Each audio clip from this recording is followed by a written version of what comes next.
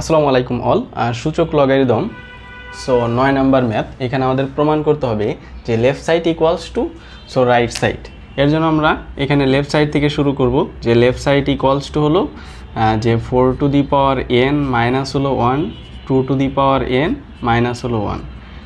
তাহলে এখানে 4 আছে, সরি, এই 4কে আমরা লিখতে পারি হলো 2 স্কোয়ার, এর উপরে হলো এই যে পাওয়ার n মাইনাস 1, এখানে লেখা যায় 2 two the power n minus 1 equals to, এই পাওয়ারটাকে এবার এক্সচেঞ্জ করে লিখতে পারি। এই যে 2 টু দি পাওয়ার n, পাওয়ারের উপরে যেহেতু পাওয়ার, সো গুণনের ক্ষেত্রে আমরা a ইন্টু বি বা বি ইন্টু এ যেভাবে হোক লিখতে পারি আমরা এখানে।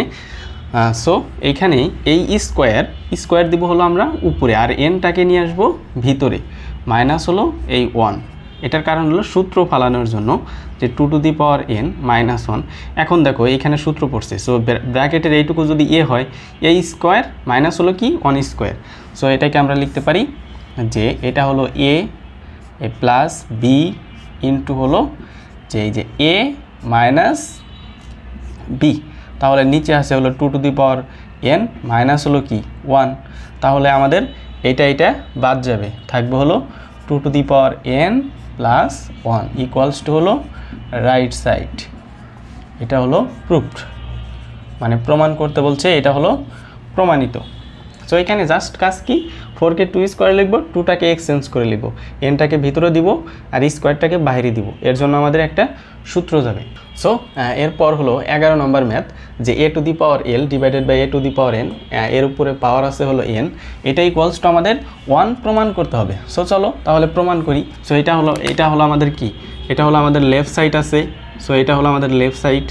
এখন এই যে কত ক্লাসে বলেছিলাম যে এইখানে কি, এই ভিত্তি আর হলো যে এই ভিত্তি পরস্পর ভাগ অবস্থায় আছে, আর ভাগ থাকলে পাওয়ার বিয়োগ হয়। সো ব্র্যাকেটের মধ্যে আমরা এখানে লিখতে পারি যে a to the power l minus m, এর উপরে হলো n ইন্টু, এখানেও সেম কাজ, a to the power m minus n, ভাগ থাকলে পাওয়ার বিয়োগ হয়, এর উপরে পাওয়ার ছিল l into a to the power n minus l, এর উপরে হলো পাওয়ার m। এখন হলো যে পাওয়ারের উপরে পাওয়ার থাকলে আমাদের গুণ হয়, তাহলে এই n দ্বারা একবার l কে গুণন করতে হবে। সো এই যে n l মাইনাস হলো m দ্বারা n কে গুণ করলে হলো আমাদের m n, পাওয়ারের উপরে পাওয়ার থাকলে গুণ হয়, ইনটু এখানে a টু দি পাওয়ার এই যে m l মাইনাস হলো n l, পাওয়ারের উপর পাওয়ার গুণন। এখানেও সেম কাজ, m দ্বারা এই দুইটাকেই গুণ করব, a to the power m n minus হলো m l, সাজিয়ে লিখব। এখন এরা পরস্পর গুণ অবস্থায় আছে, সো গুণ থাকলে আমাদের পাওয়ার যোগ হয়, এ টু দি পাওয়ার হলো এন এল মাইনাস হলো এম এন প্লাস হলো এম এল মাইনাস হলো n l plus m n minus m l. দেখা যাচ্ছে এটা হলো প্লাস এন এল, এটা হলো মাইনাস এন এল, সো বাদ।